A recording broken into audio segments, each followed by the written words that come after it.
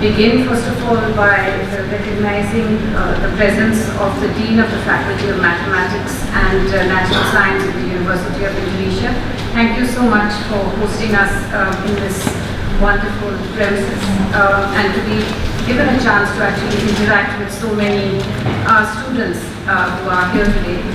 I would also like to recognize the presence of Professor Arifin, the Executive Director and Chairman of the National Commission for UNESCO, Dr. Suprayogi, the DG of Water Resources in the Ministry of Public Works and Housing, my dear colleague Dr. Nirody, President of the IGCN, all of the sponsors that you see up today who have done such a wonderful job of really highlighting the critical issue related to water.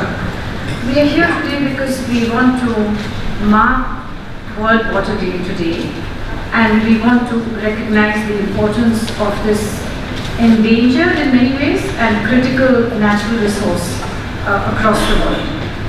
And we hope that the discussions today can actually shed light on what are some of the critical measures that can be taken to at least start advancing towards better management and better use of water resources. I have a big speech written here, but before I try to deliver that, what I'd like to do is just to reflect on the comments that were made by Pajunagi and Arifin. And there were 2 points that they made which I think are worth reiterating. Janardi mentioned how the effective management of water or the ineffective management of water cuts across so many of the sustainable development goals. And I think that's so essential because if we are to take any actions or if we do not act, we're going to impact so many of the other goals, which essentially means that as a country and as a nation, if we are to invest wisely in managing these scarce resources, we will get multiple benefits across a range of sustainable development goals. The second thing which I was struck by, which Pajunagi mentioned, was the importance of partnerships. It's not only the public sector. These sorts of development challenges need much, much more. They need huge engagement by the business community, by the private sector, by civil society, by young people, because it's only through holistic solutions that we can actually try and begin to address some of these issues.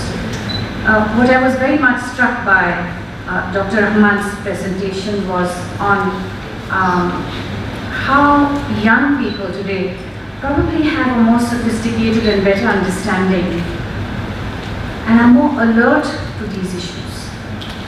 And that's because they're living in a world, probably not my generation, the younger generation, where they're seeing so much of the impact being so stark. You're seeing water bodies and water resources being polluted, you're seeing the air that we breathe being choked, and they're seeing so much more the impacts of some of these issues, such as the impact of climate change. I'm sure you've seen on television, on media very recently, that there's a 16-year-old girl somewhere in Europe who started this movement because young children were saying, we don't want to live in a world that's going to be impacted by climate change. So you policy makers, you need to listen to us. So it's a young generation that is really the ones that are not only going to be feeling the impacts of climate change, but can also influence very significantly on how we can all move in the right direction. So really appreciate those presentations and the points that you've made. In terms of the United Nations, water very much flows through our mandates, and as previous speakers have mentioned, access to safe water is very much considered a human right, and it in fact was represented by the General Assembly resolution in 2010, which talked about the right to safe and clean drinking water and sanitation as a human right, and essential for the full enjoyment of life. So it's very much embedded in the work of the United Nations, and it's very embedded into the work of the Sustainable Development Goals that all countries have signed on to, including Indonesia, which is very much sees itself as having a sophisticated understanding of these goals and leading on these goals in so many ways. But what we really have to understand is that nearly 1/3 of the global population today do not safely manage drinking water services, and only 2/5 actually have access to safe water management services. And this is why the theme of leaving no one behind is becoming so very important. We know that water and sanitation is going to impact and is going to make a significant contribution to the achievement of the SDGs.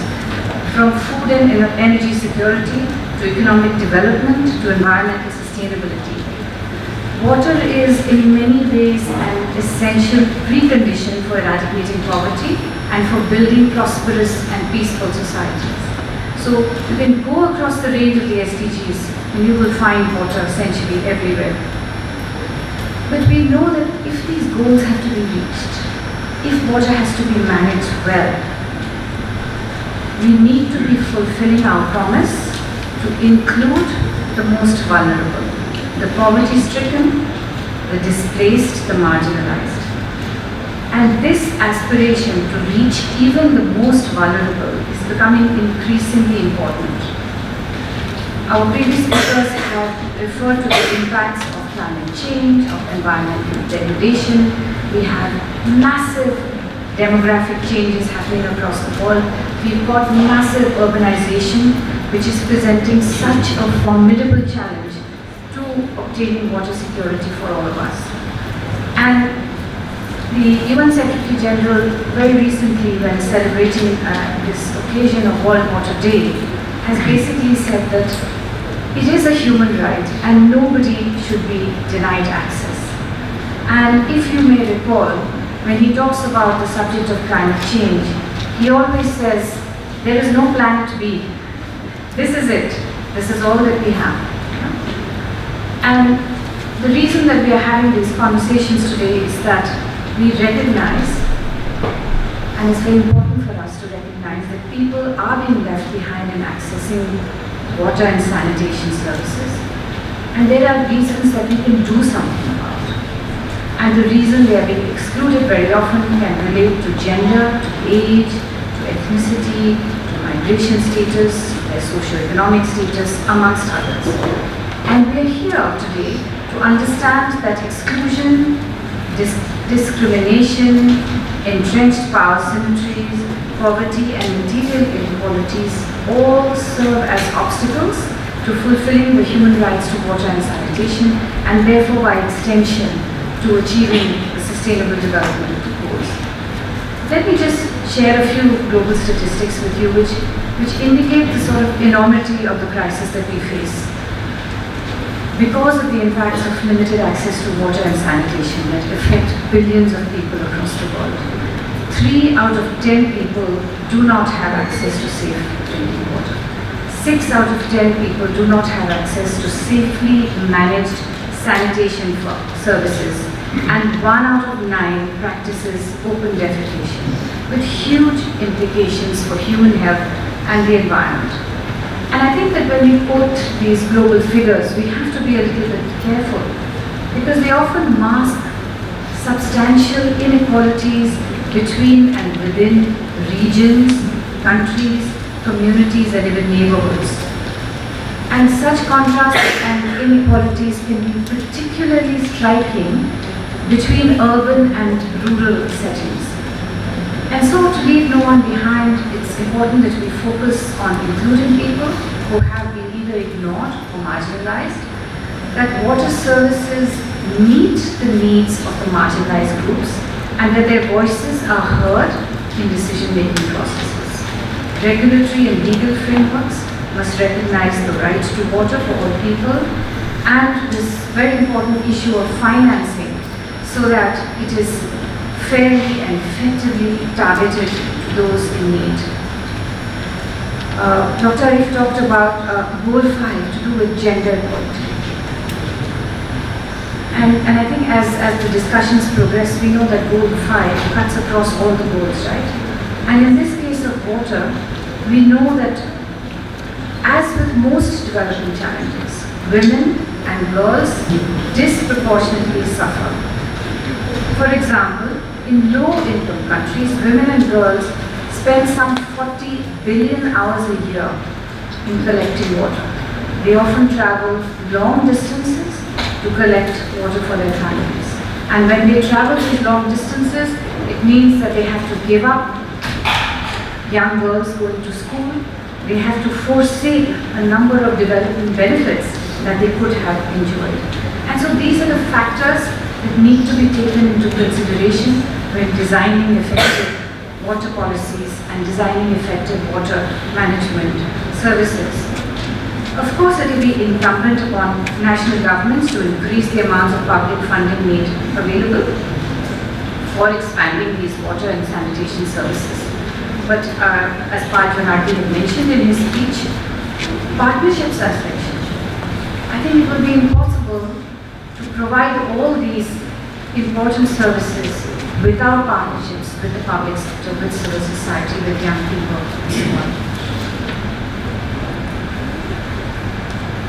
We also need to look at the importance of improving institutional capacities to assist and facilitate the policy reforms and to ensure citizens' participation at all levels, as well as the development of human capacities, whether we're talking about vocational, technical and academic training. And this needs to be supported, especially at local and community levels. And let me end by saying, by prioritizing those most in need, we can build more resilient communities, more equal societies, and a more peaceful and sustainable world. So with that, I would like to thank you all. I would like to recognize our colleagues in UNESCO for putting together and supporting this event, Basja, Dr. Hans, all of the colleagues. I'd like to recognize also the colleagues from IGCN, from the Dean and colleagues at the University of Indonesia, the government representatives who are here today, Dr. Arif, and all of you. And I wish you really fruitful and productive discussions on this very important subject. I thank you very much. Terima kasih.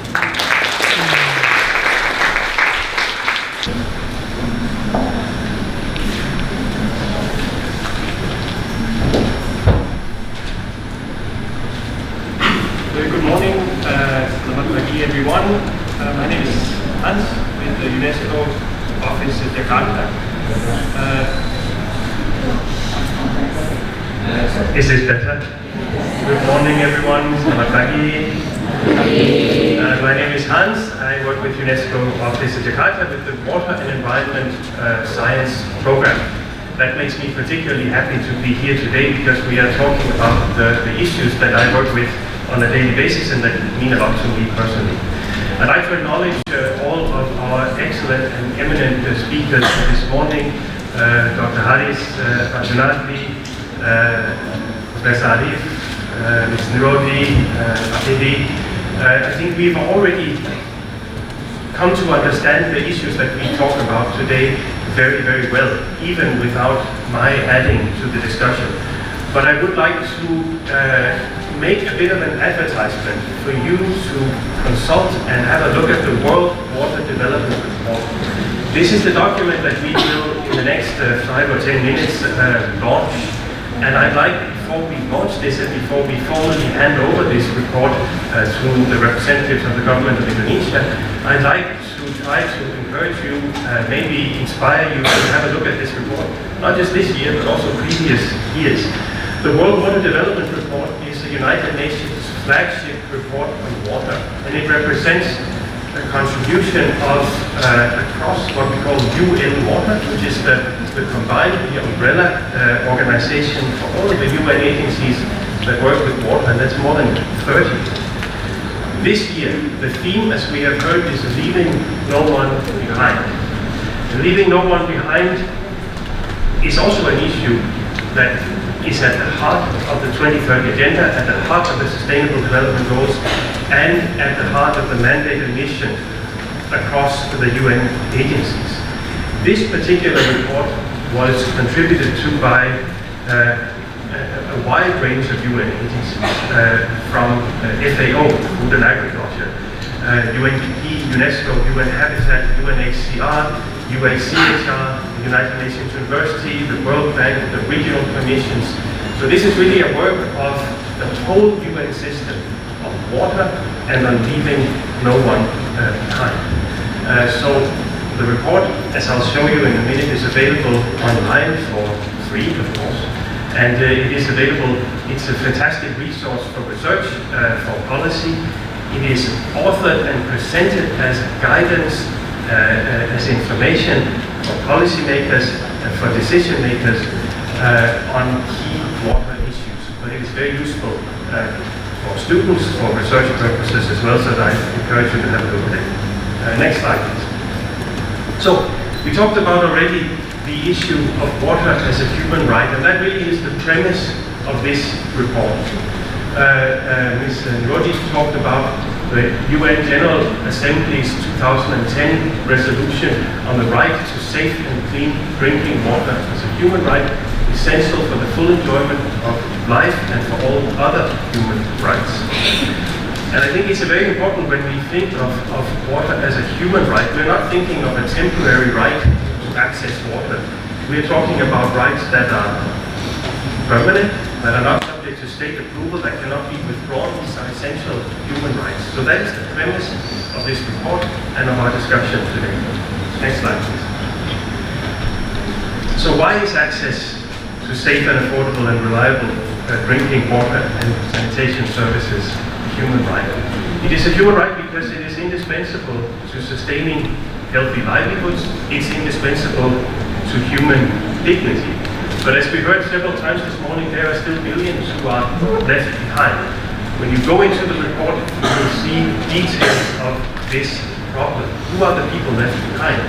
What are the causes behind it, and what can be done about it? You can have a click on the report. One thing that's very important, that this is too small to see, but I just want to highlight that the report will discuss in detail the inequalities that exist even within the same country. We heard just now in Praedi's talk that within Indonesia there's big differences in the amount of water that is available to the population from the western part of the country to the eastern part of the country. Within each community there is a big difference between who within the community has access to water. So when we talk about access to water, we are also talking about huge inequalities within countries, within communities, within the same shared space. And here's just an example of, I think, a golf course next to a very densely populated informal settlement. This is an example of the way that water is used and the density of the people who use and access that water. Next slide. So I want to recap a very substantial part of this report, which is talking about the drivers and consequences of poverty and discrimination. It talks about the factors that influence and determine where critical issues relating to access, where critical issues relating to being left behind and accessing water lie. Population growth is a significant factor. We have an increasing global population. We have an increasing competition for water resources. Urbanization, we have an increasingly dense urban population. Jakarta and its surrounding cities is an example of this, soon to be, if not already, the largest urban center in the world. We are a very large number of people in the same space accessing the same water resources. Extreme poverty is an issue. We are still have more than 10% of the global population living in extreme poverty with very difficult access to basic services and resources. We have income inequality. In Asia and the Pacific as a region, there have been huge strides taken to eliminate poverty, but inequalities persist. And I'll come back to that a little bit later. Education and employment is very significant. The absence of adequate access to water and sanitation in the workplace, in a university setting, in a school setting, can be an impediment to an education, and it is particularly exposing women and girls from accessing what they need in terms of education, in terms of the right to and the ability to seek employment. These issues are detailed in full in the report, and again, I encourage you to have a look at them. So who is being left behind? People are being left behind for different reasons, but poverty is usually a factor in that regard. Women and girls, as we have heard, experience inequalities in access to water and sanitation. Ethnic minorities, other minorities, indigenous peoples, migrants, the displaced, people of certain ancestries experience discrimination in a general sense, and that also affects their ability to access water. Disability, age, health status can influence and impact the ability to access water and sanitation. A key uniting or common factor between all of these is that the access to water is related to the place where people live. And that provides both a focus for attention and also a focus for where opportunities lie to improve matters. And we'll look at a few quick examples of that. So in urban settings, we have large populations, also here in Jakarta, living in informal settlements in slums, in communities where there is very limited access to formal water and sanitation services. So the lack of legal status means that a large percentage of the urban population is excluded from formal access to water and sanitation. You can click on the, just to show here, again, this is a bit small to see.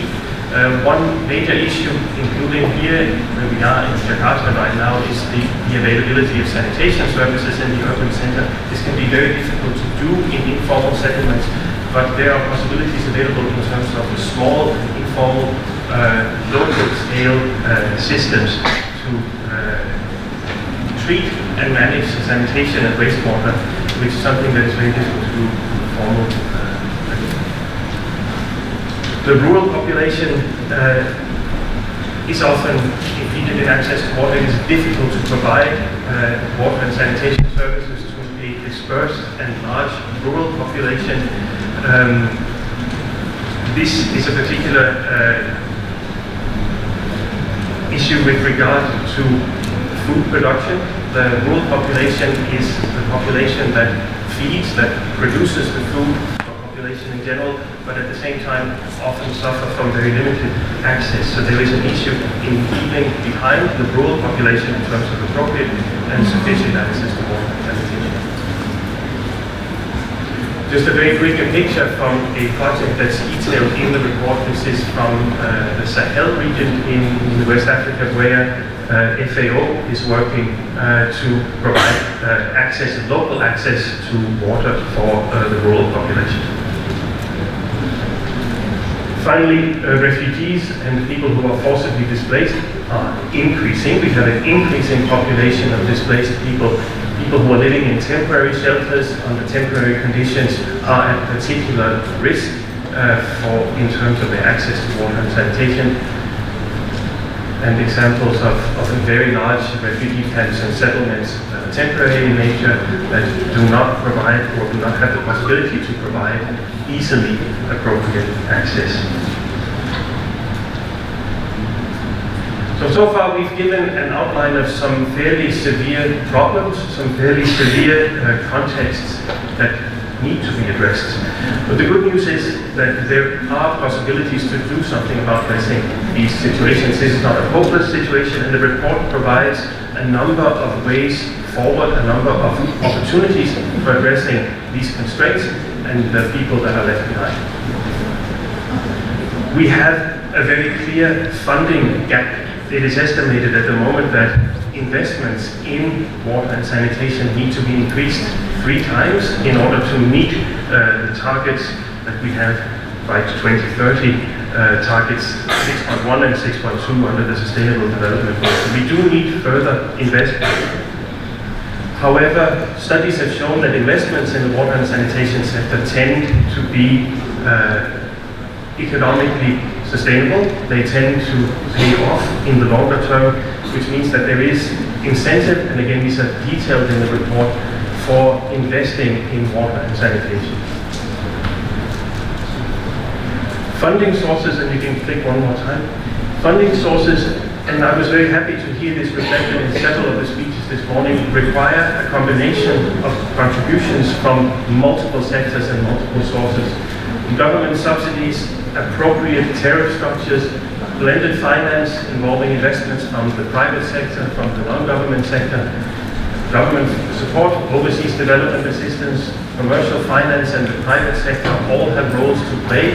If we are to address and to provide solutions, we need to look at partnerships and investment structures that involve multiple sources of support and multiple sources of finance. Governance is a key issue, and again, this is something which is detailed in the report. If we want to provide these solutions, we have to provide governance frameworks that are transparent, that are effective, that minimize waste, that minimize corruption, that minimize the misappropriation of resources, and essentially adopts a human rights-based approach to managing water. And again, this is something detailed in the report that I would strongly encourage you to have a closer look at. And again, I'd like to end with good news. There is momentum growing for providing solutions through partnerships, through new ways of working, and through addressing some of the most severe issues that we've outlined in the talks this morning. The example here is from a wastewater facility being installed in the world's biggest refugee settlement through a UNHCR intervention. So there are projects, even at the large scale, tackling the most difficult contexts underway. So a few takeaway messages, just to once again make the point: access to safe and affordable drinking water and sanitation are basic human rights. Billions are still being left behind. The poor, those who are living in poverty, are particularly at risk and often pay the highest price for essential services. Water requires, ensuring that safe water is available requires policies that are tailored to specific groups so that we make sure that nobody is left behind. For agriculture, there are a number of solutions available. For example, supplemental irrigation is a possibility to augment rain-fed agriculture. Mass displacement remains a major issue and a growing issue today. Investing in water makes good sense economically and socially. And finally, good governance is an essential component if we're going to make a successful intervention. I'll leave you with the very last message. Again, improved access to water and sanitation is essential for eradicating poverty, for building peaceful and prosperous societies, and ensure that nobody is left behind. These goals are achievable, they can be done.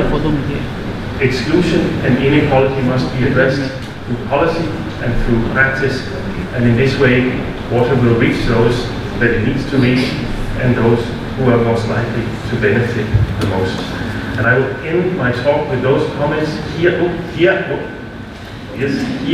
are the addresses. You can also simply Google the World Water Development Report 2019. You can read all about these issues in great detail. I hope you have found something of inspiration in these talks and in the talks this morning. I think we have come together around the notions of partnership, around the notions of leaving no one behind, and around the notions of water and sanitation as essential human rights. Those are the key messages of this year's World Water Day. With that, thank you very, very much for your attention.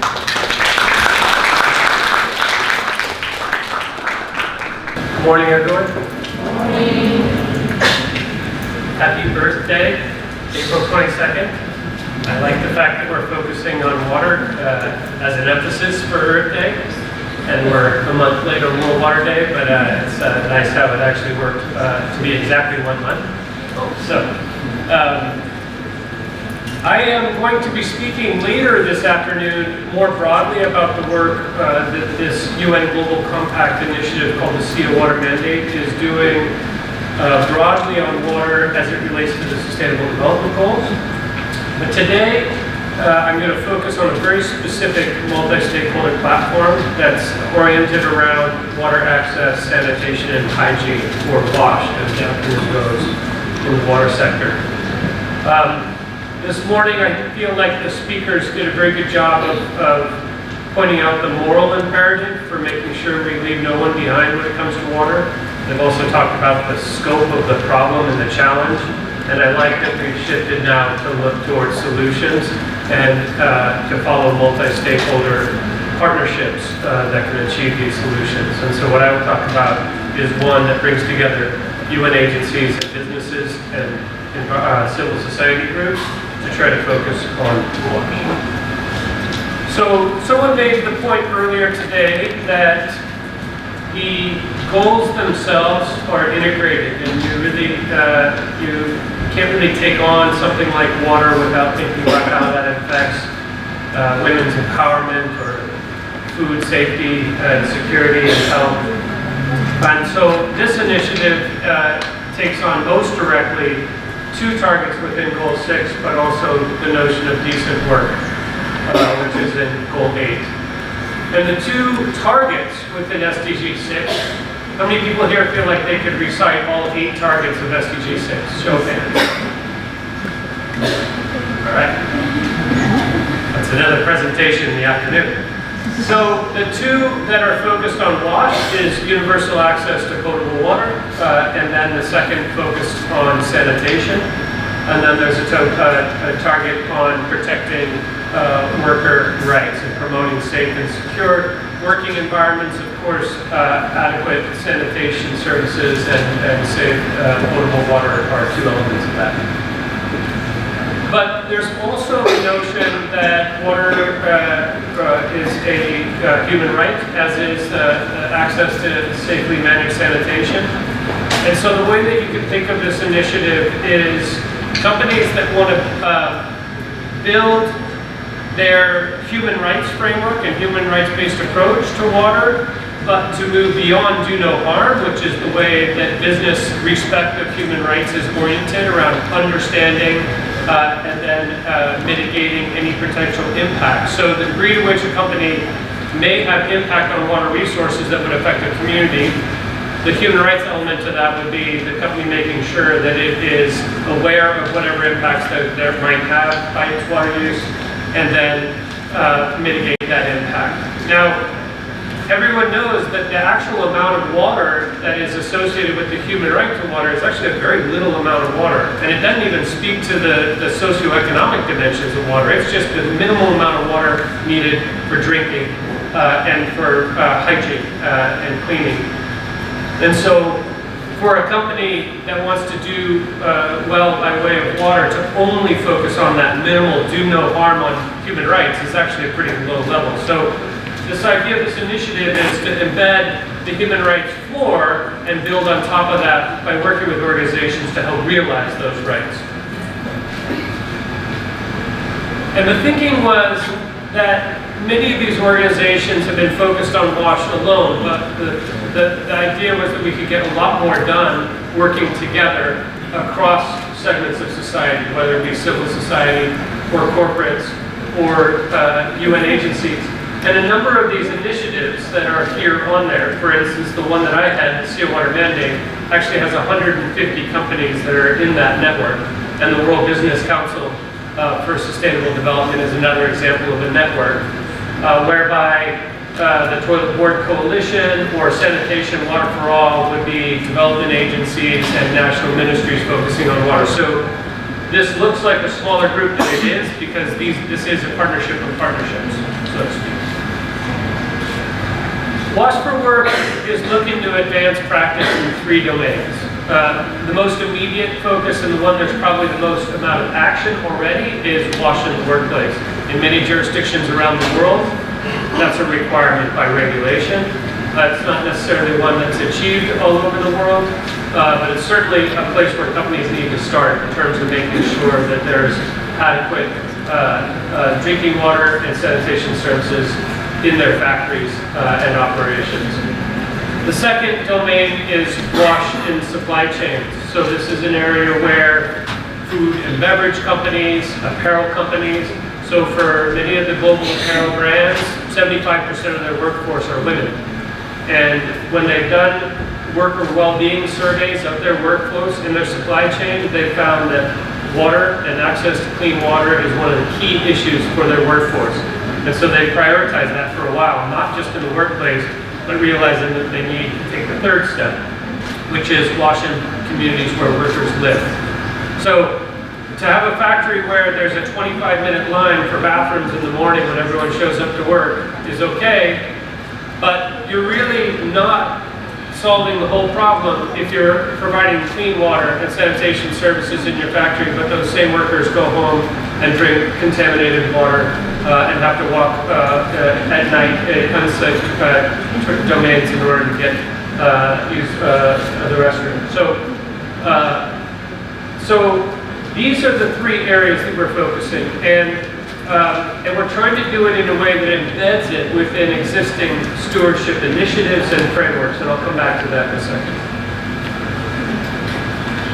For sake of time, I'm not going to go into the whole trajectory of this initiative. It is fairly young. It started in 2016, and the first part of this coalition was about understanding what the landscape looked like, getting the organizations aligned on scope, figuring out the governance for ourselves. That always takes longer than everyone wants to spend on it when we really want to get on with the work. Then we pulled together the existing information that's out there in WASH in the workplace. The World Business Council on Sustainable Development has an online tool, a diagnostic tool called the WASH Pledge for companies to pledge to take action on WASH in their workplace. The ILO has just finished doing a comprehensive review of their workplace standards and have tried to consolidate and actually build out the WASH element of those standards, and have done so through a guidance tool called the WASH at Work. In 2018, we launched the website, washforwork.org. It's also a place where it's a clearinghouse of a lot of information for best practices in this area.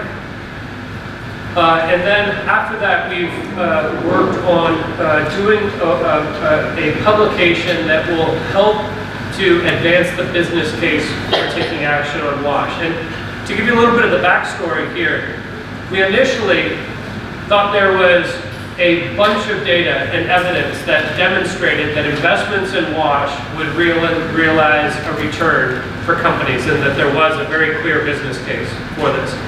And while there may be leading companies like APP and others that are going to take action on WASH because it's the right thing to do, most businesses, like it or not, are going to take action if there's a return on investment. So the idea for scaling here was to be able to create the evidence base that demonstrates that actually investment in WASH will have returns.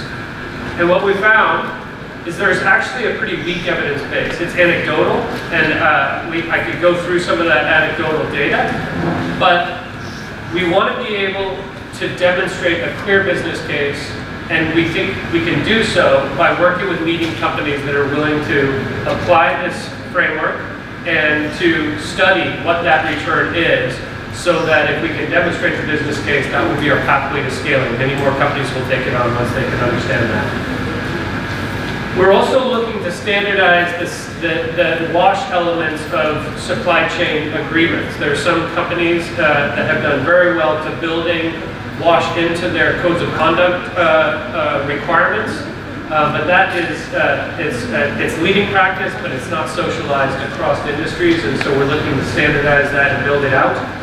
We're going to hear later on about the Alliance for Water Stewardship. They've taken the recent decision to add WASH as an outcome area for their site-based standard, and we'll be looking to partner with AWS in developing the guidance on how companies can do that when they take on WASH in their workplace. There are 5 work streams here. I'm going to really just speak to this idea of engaging more companies to build out the evidence base. So I understand this room is not necessarily a representative of a broad range of businesses per se. However, there may be organizations that are working with businesses.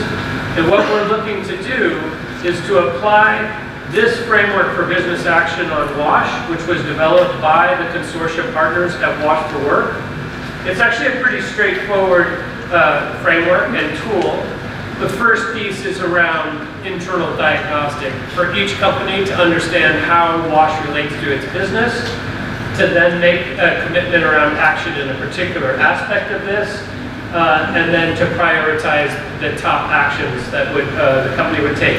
Typically, when it's things like WASH in the supply chain or WASH in communities where workers live, it's very hard for companies to take action without partnership. So once you understand what you're going to do, and if you're going to be in these spheres that require collaboration, then you got to figure out which organizations you're going to work with.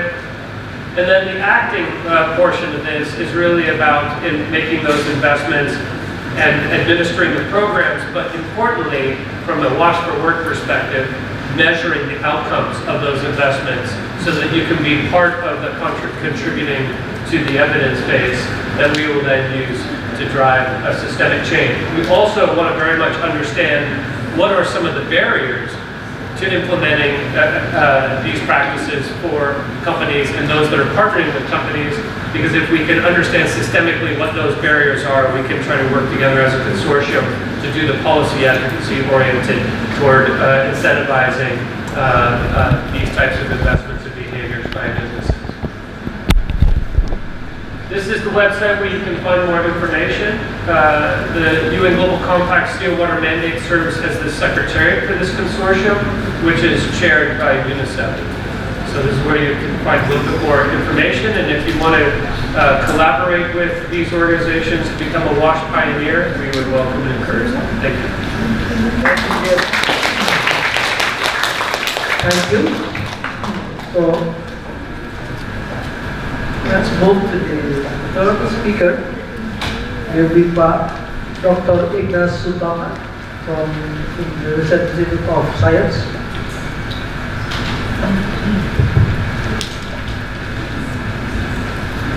Morning everyone, selamat pagi Bapak Ibu semua. I would like to thank UNESCO Jakarta Office,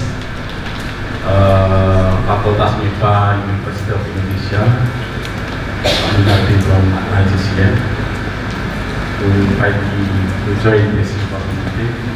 I am here to represent Professor Zainal Arifin that cannot be here because he has other important meeting in Jakarta. So I would like to present as Zainal asked me to on behalf of him to present this title, Water Security Indonesia, multiplying the benefits.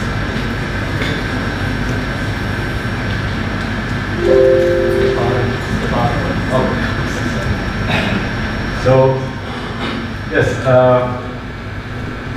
I just to remind us that our water, our fresh water is not unlimited.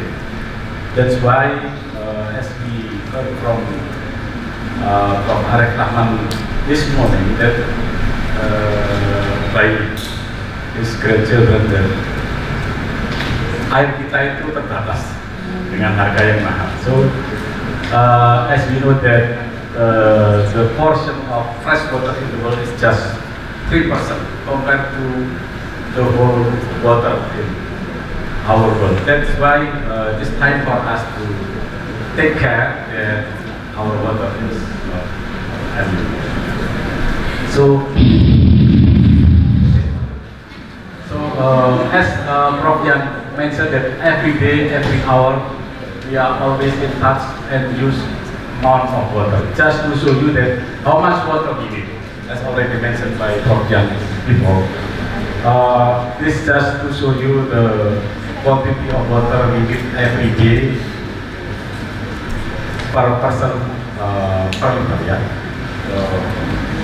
And because of time, Prof already mentioned the water footprint is the amount of water needed to produce an item or services, either directly or indirectly. So we need almost every day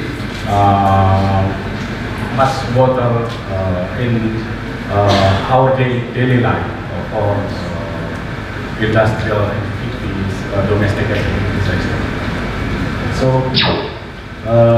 already mentioned by before that just to show you, to prepare a cup of coffee, at least we need 140 liters. And how much water we need to prepare one unit computer? We need at least 20,000 liters. So we can imagine that we use every day very big amount of water. So, how much water we should use to prepare, for example, a t-shirt or a jean, at least 1.5 meter cube to prepare. And finally, Europe is the world's largest pure water import region. At least 41% of water footprint of European consumer is outside Europe. It means that we export our water to Europe countries. So, in predicting the future of global water stress, Indonesia in quite big stress already mentioned, explained by young people, that our region is quite a big problem in the future if we cannot take issue to protect our water ecosystem. So in the future, water will be an important asset for human life because the amount of water tend to increase in terms of availability and quantity and quality, but the need, because of population growth, industrial activities, tend to increase. So in the future, we have more and more gap between the availability of water and the supply and demand.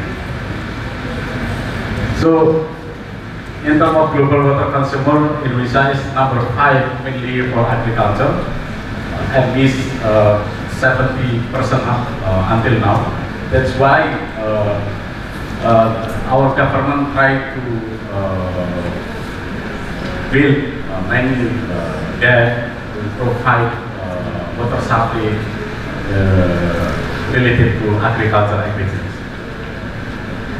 So this is just to show you the condition of Indonesian clean water access services, as mentioned already by the Ministry of Public Works this morning. Until now, the availability of clean water just about 70% of the population. We need still more activities to prepare water supply in the future. And we know that water contribute in many kind of activities in our country related to fisheries, energy, agriculture, clean water, tourism, etc. That's why water is important for us in our country. And several main problems related to water resource management in Indonesia related to increasing threat, imbalance already mentioned by Minister of Public Works this morning.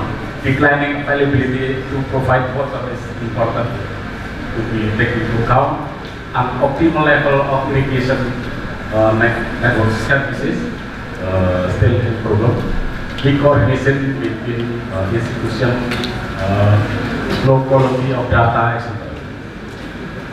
So this is just to show you the status of water resources in our country. That almost all of our surface water, including lake and river, in quite bad condition because of pollution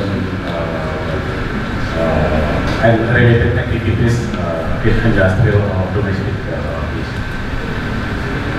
So that's why if we try to do projection of Indonesian condition to 2045, we need to prepare at least 20.5 billion meters per year in 25 years in the future, because the population growth is still high. Based on the data from BKKBN, our population growth still almost 1.5. So in terms of natural water cycle, what we should do, we should protect it wisely to provide continuously collected, purified, recycled, and distributed water in correct way. If not, we will have problem in the very near future. So, like using dam and reservoir to supply more water, we try to give possibility to the ecosystem balance between the supply and demand. We should manage in correct manner.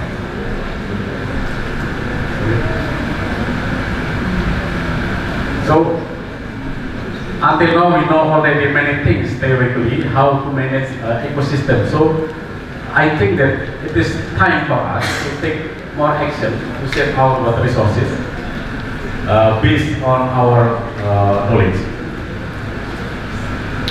Because of time. So how to reduce this water disaster?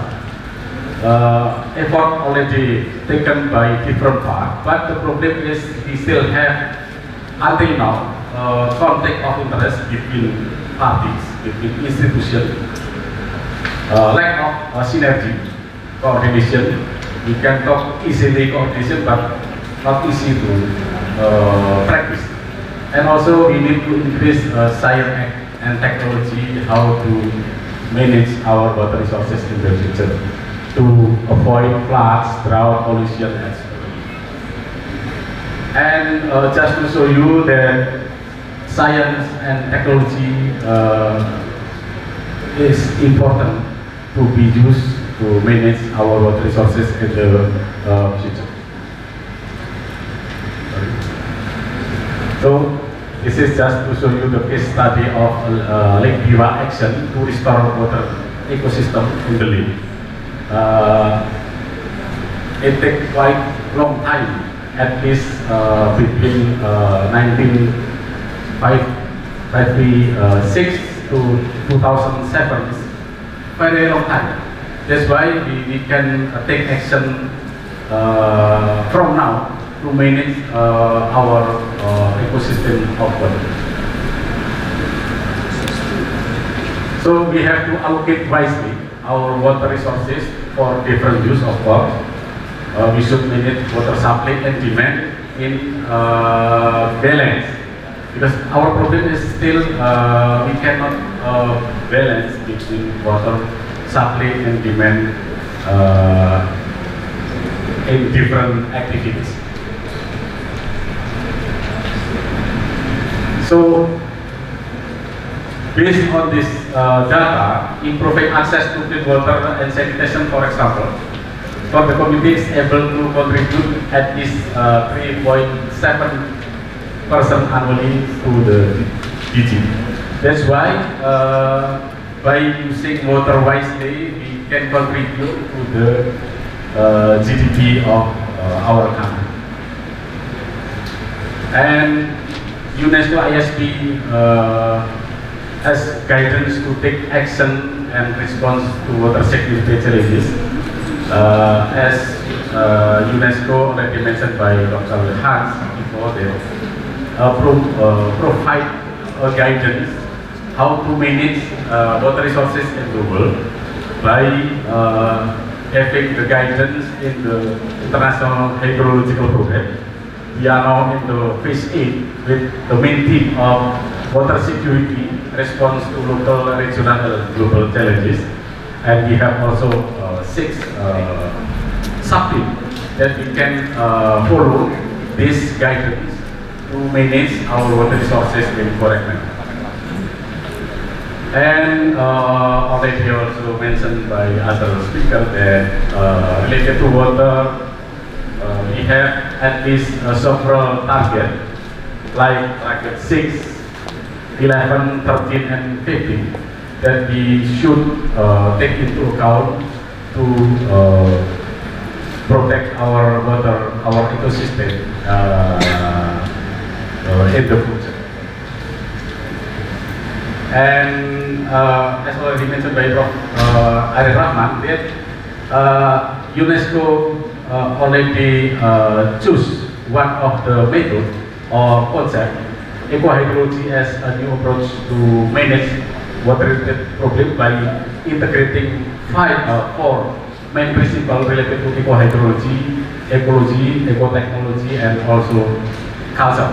It is time for us to integrate all of these aspects to protect our water ecosystem. This is just to show you how to manage in comprehensively our water resources. Direction of water resource management based on sustainable, based on ecosystem carrying capacity, and also community participation. Finally, how we should overcome water resources problem by, for example, designing sustainable agriculture and economic system, do research and for plants that are more using more water efficiently, and etc. etc. So the strategic plan should combine between increasing human resources and institutional competencies, increase synergy and focus of activities, and also increase national and international cooperation. So how we can multiply the benefit from, we can take action from the simple to the complex action by doing something that can be using for protecting our water, like this, yeah. We can see the Citarum Harum, how we can protect our lake in different areas, etc. And also by building different debt by our government. And finally, also to give opportunity by providing clean or drinking water in different marginal area like Depok. In conclusion, the amount of water remains, but the need of water continues to increase. That's why there is a gap between the need and availability of water. Challenges in increasing water security are in different ways, as I mentioned before. The future research direction like water saving agriculture technology, development of water, desalination, etc. And finally, eco-hydrology is new approach to support sustainable water resource management and economic ecosystem restoration. I think that's all what I would like. Thank you.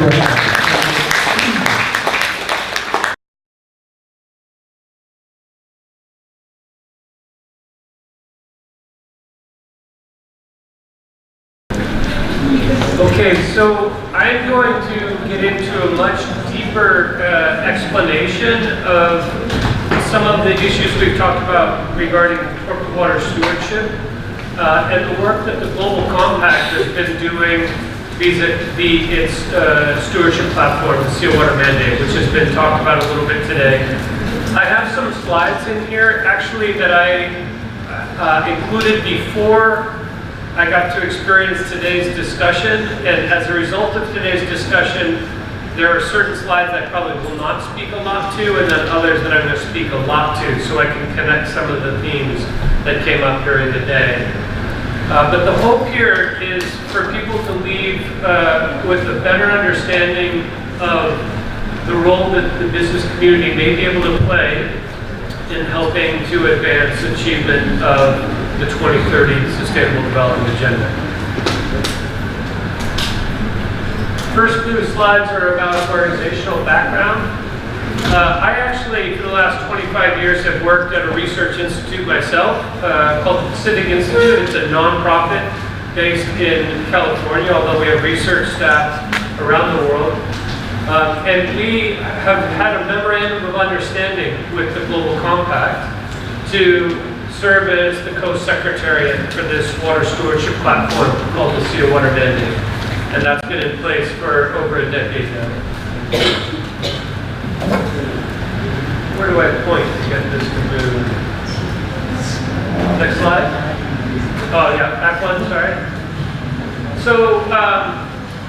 as mentioned, it is the water platform of the Global Compact.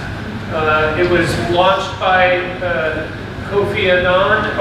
Secretary General Ban Ki-moon, and is now endorsed by over 150 companies around the world.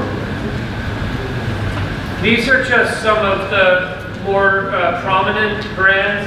The thing I would just say about this slide is to pull your attention to the fact that this is a group of companies from a range of industry sectors. A lot of food and beverage companies, but also mining and automotive and apparel and chemical and energy companies.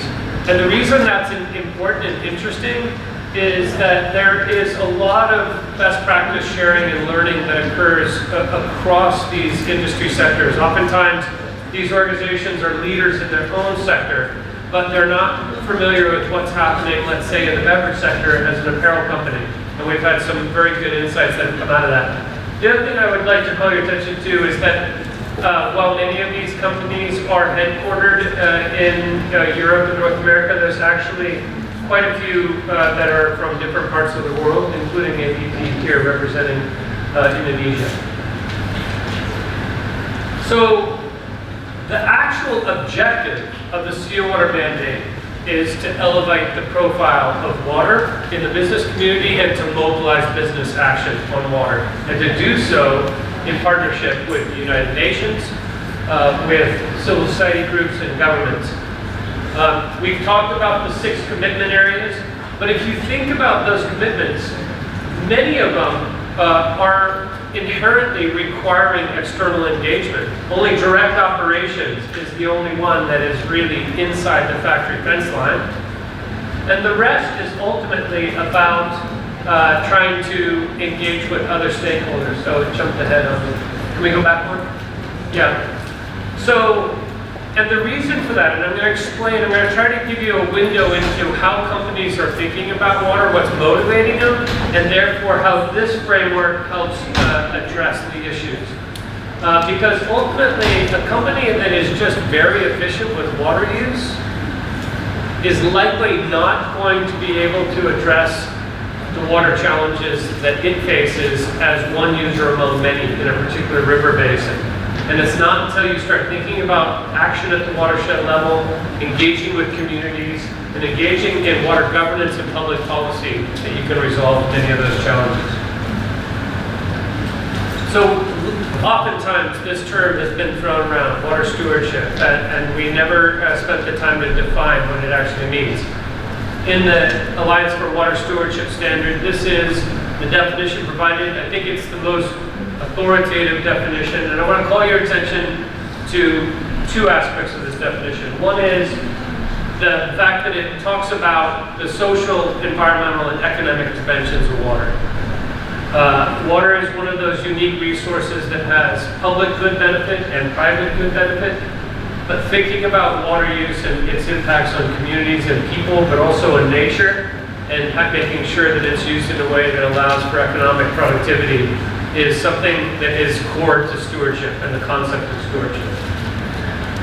The other elements of this is that it's inherently about multi-stakeholder approaches because of the fact that it involves site level and catchment level action. In other words, it's not enough for a business just to focus on its water use at its site. It has to think about that water use in context of the basin in which it's operating, and that it's taking action at both the site and basin level. And I'm going to come back to that theme. It's a big one in my talk.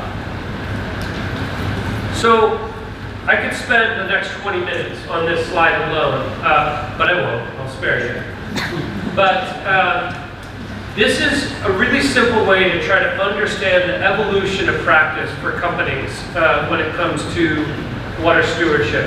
Is one of these a laser? The top one? The top one is? Yeah. I could have just tried, but it could have been the eject button. I don't know. Okay. So for most companies, where they start thinking about water is in their operations, right? It's the first place. It's where you have full control. A lot of that is about, finally, for some, even when water is very cheap, sometimes not even monitored at all or metered, it is about monitoring and metering your use, your discharges, understanding what that pollution that's returning back to the waterway is, and then eventually looking to set goals around operational efficiency. WASH here, we've had this part of the conversation already today, is about providing adequate access to water and sanitation in your operations. It's really once companies get to this next stage, which is understanding the context of their water use, that they start to really understand the risk and the risk associated with it. And if you can think of this context assessment in two dimensions. One is understanding the water risk in places around the world, and then what the nature of that risk is in a particular location. So if I'm a global company, I want to do an assessment that says, where are my operations in places that are water stressed, where water risk is an issue for me? And then once I'm in that basin, what is the extent and nature of that water risk that I face? And what am I going to do about it? So it's about understanding place-based risk. The other is about understanding risk and impact in your value chain. So for some of these soda companies, you'd probably be surprised to know that only about 5% of the water footprint of these soda beverages is actually in the bottling facility, and 95% of that water footprint is in sweetener production. So if I'm a beverage company, I'm thinking about my long-term continuity of my supply chain or the success of my business, I'm thinking about agriculture, and I'm thinking about my agricultural supply chain and where I'm sourcing canes and corn from, and what does the water situation look like in those areas.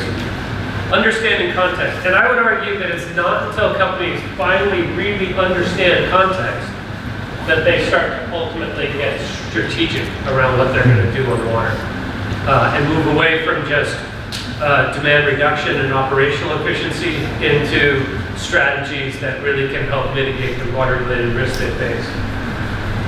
This last piece, I'll spend a bunch of time on because it's actually the hardest part of this whole thing.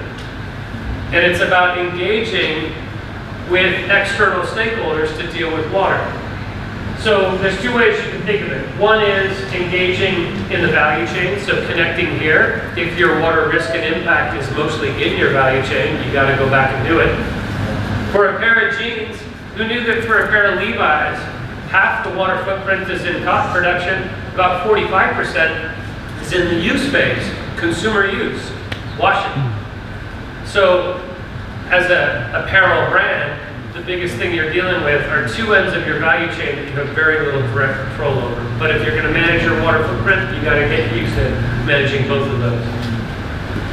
The other way to think about engagement is getting engaged in the places where you have operations and or supply chain. So I think of this as collective action in particular locations. And then of course communications is just an overarching part of stewardship. You can have more to talk about as you're doing more across these fields. But hopefully this helps you understand basic to advanced practice in the area of stewardship. I also am going to come back to this slide, but I want you to think about risk being understood in two dimensions for companies. One is the company's risk. So if I am a very big water user and I'm wasting that water in a basin where a lot of people don't have water, or if I'm a mining company and I am polluting the heck out of the water in that basin, then my risk is around how my inefficient water use or my pollution impacts are affecting others. But the other way that you can think about this is the risk the company faces because of the conditions that it's operating in. So the growing population, the informal settlements on the outside of municipal areas that are changing the environmental and social conditions in the places where I'm operating and therefore presenting risk for my business. And those risks can manifest in three domains here. Physical risk, my license to operate is taken away. Reputational risk, I'm a big user in a place that most of the population doesn't have potable water. Or regulatory risk, that drought comes and the Water Resource Agency comes in and says everybody has 50% rationing of water supply. So new regulations, or, yeah, I'll leave it at that. So this is the way that companies are thinking about how their stewardship strategy needs to be able to address these three spheres of water-related risk. You with me so far? Okay.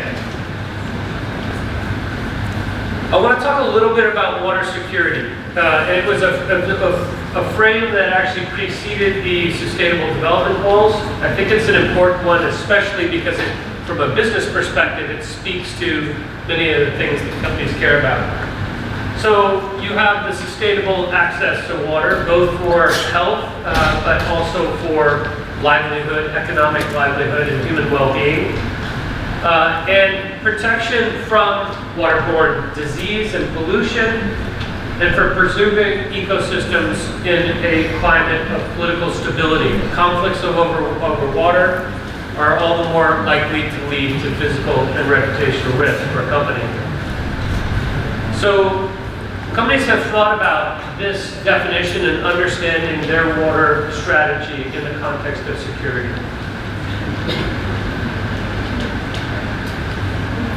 And of course, if you're addressing water security, the outcomes are things like economic growth, increased public health, political stability, and disaster risk reduction. And if you look at here, in these four spheres of water security, you find the wash peaks, drinking water, aquatic ecosystems and ecosystem service, basin, up-basin management or ecosystem service function, the economic use of water, and then floods, natural disaster, and climate change. So a lot of times companies are thinking of those four spheres when they're thinking about how do we develop strategies that are going to ensure long-term water security that tackle these various aspects. And then came along the SDGs, 2015. And I'm going to skip over some of the things about the Global Compact, and instead talk about the SDGs as they relate to water and water stewardship.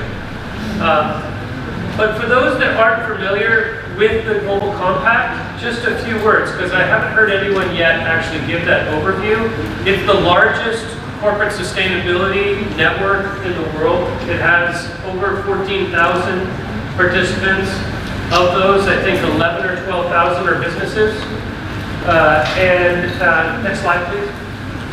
And when a company joins the Global Compact, they are subscribing to 10 principles.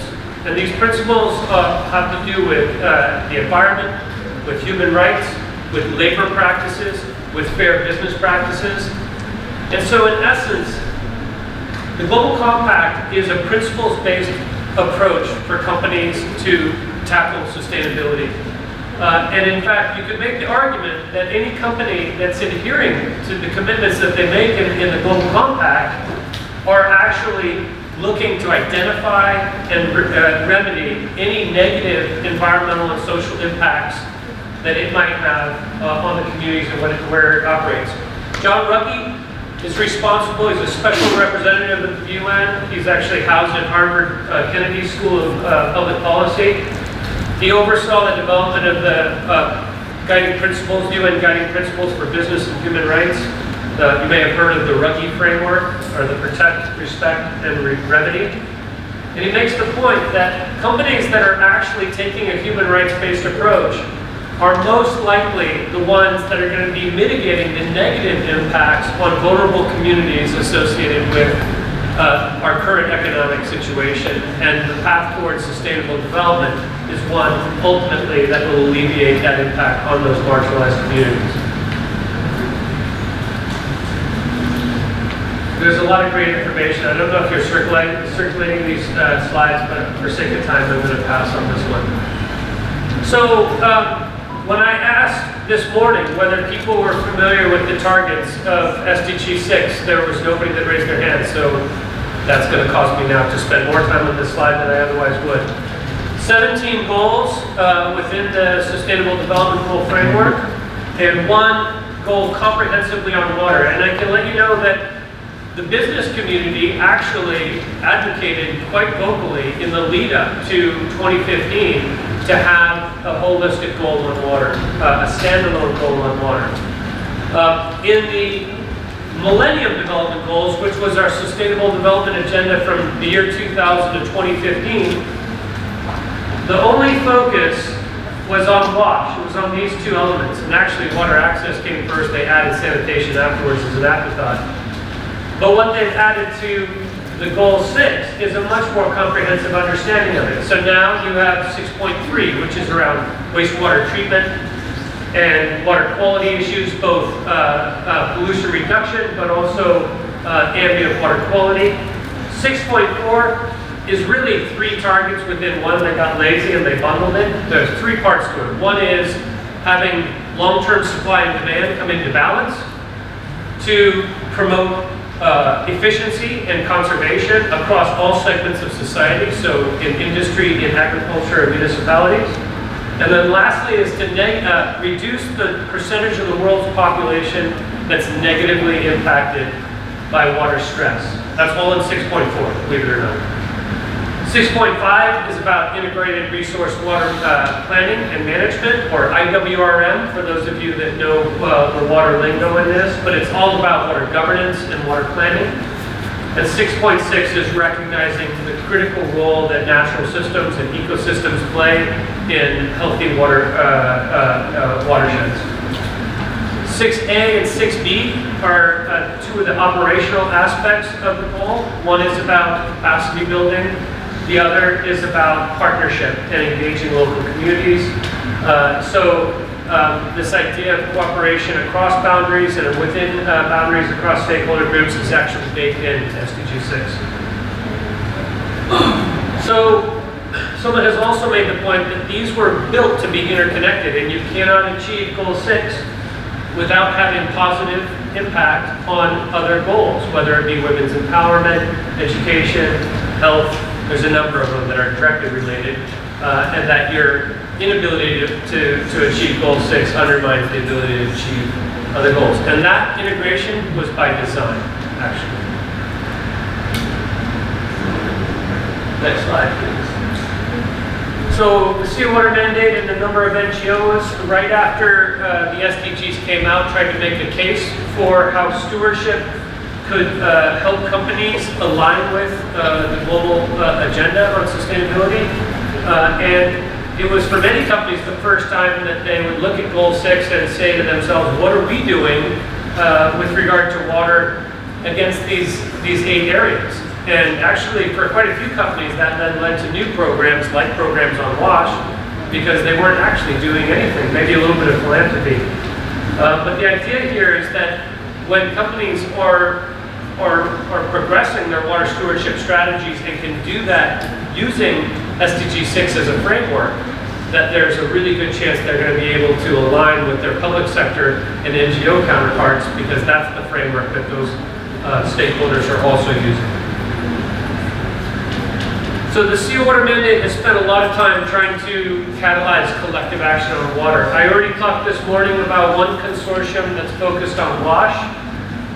There's another one that's focused on climate and WASH. We launched right in the lead up to the Paris COP21. We've also been involved in a number of place-based initiatives, like the one in California called the California Water Action Collaborative. And in all these efforts, we are trying to figure out how to align the collective action impact metrics, how you would measure the effectiveness of the collective action with the SDG, with SDG 6. The Seawater Mandate also created an online platform for connecting organizations that want to work together on water.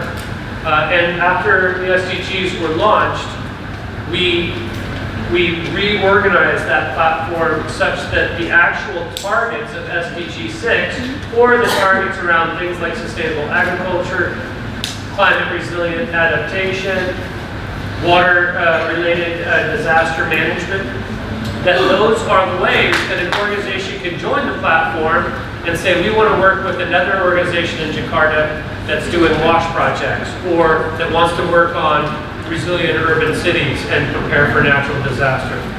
So it's a way of coordinating collective action in a way that tracks with the SDGs. All right, so now I saved the hardest for last. So I want you to try to go with me on this journey here to think about how companies are coming at water stewardship within a particular basin, because that's ultimately going to define how the company is ready to work with other stakeholders. So here we've defined water stress as having three aspects: the availability of water supply, the quality, and then accessibility, the ability for it to be delivered to those that need it for economic use. Water scarcity is just simply the biophysical availability of water. Everything that relates to water stress, and even non-stress factors like climate change and natural disaster, all sits within the governance, the water governance system of a basin. A lot of times, mismanagement or poor governance structures are the ones that lead to these factors then driving basin risk, which then has issues for companies, right? So what a company needs to ultimately do is start to unpack and think about how these factors are presenting risk to its company, and that will then inform the strategy and the stakeholder selection. Everyone with me so far on that? And ultimately, the goal of the stewardship strategies and partnerships are about improving water security in the basin, which inherently will reduce risk. Next slide. So there's this emerging framework around companies setting contextual water targets. The reason you focus for water targets when it comes to a company is targets typically, once set and have internal buy-in from the senior management, ultimately drive all the action, all the resources that get applied to achieve, and the measurement systems to achieving that target.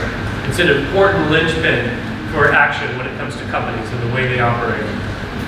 So in this case, if I'm a global company, I can't set a global goal on water without recognizing how water plays out differently in one basin is going to be different than another basin. So ultimately, I need to devolve that decision making down to those companies and those operations that are working in that basin. So along the bottom are the organizations in the stewardship community that are working together. There's mostly NGOs, but you have UNEP that's been involved as well in trying to develop this framework for contextual water target setting. And this is because of the need for companies to be able to assess their strategies and develop strategies and set targets in a way that reflects the context.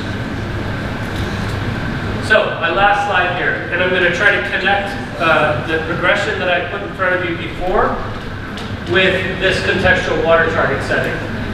So, companies evaluate the context of the basin, develop strategies, and that informs what sort of engagement it produces or it pursues.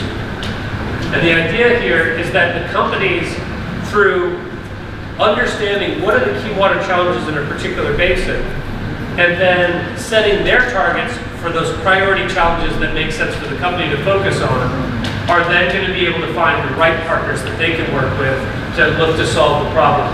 So contextual water target is one that reflects the company's dependency and its impacts on water, but also one that recognizes the unique context in which it's operating. That was my last slide. So I don't know if we have time for questions. Can you do the next click on that? Maybe we can get after this second speaker. Okay. Very good. Okay.